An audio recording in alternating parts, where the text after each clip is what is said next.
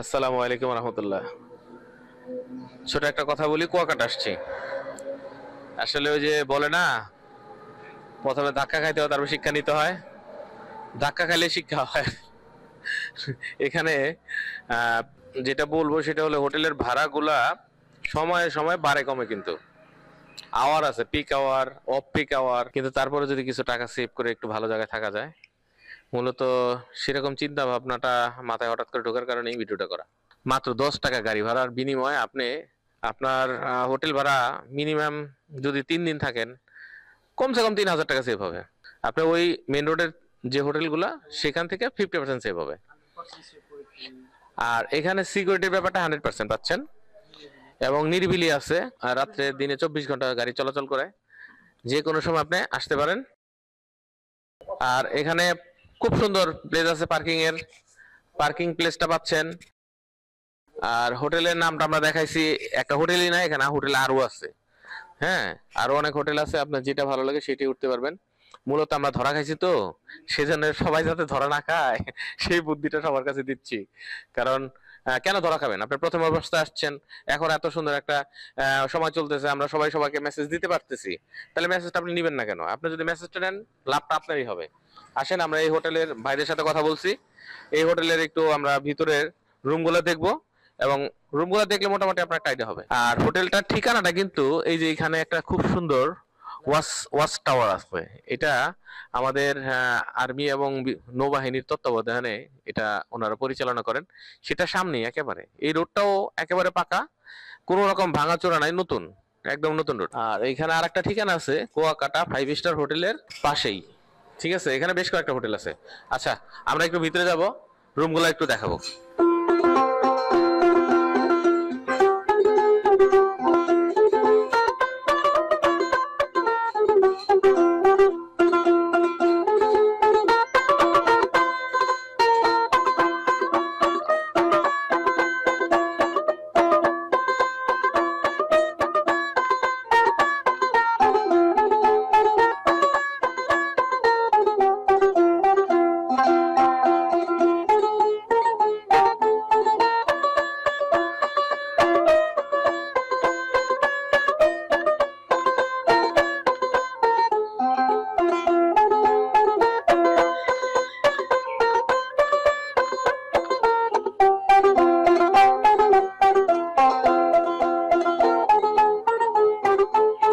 আচ্ছা, আমরা একটা রুমে ঢুকেছি, এটা দোতলায়।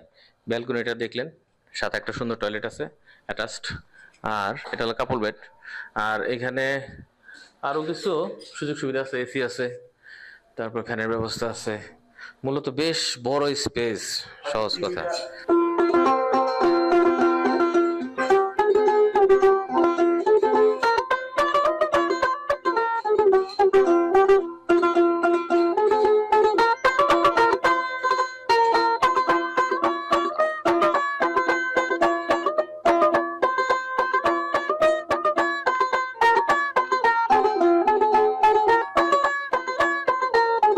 আমরা একই হোটেলের আর একটা রুমে আসছি, সেটা হলো ডাবল বেড।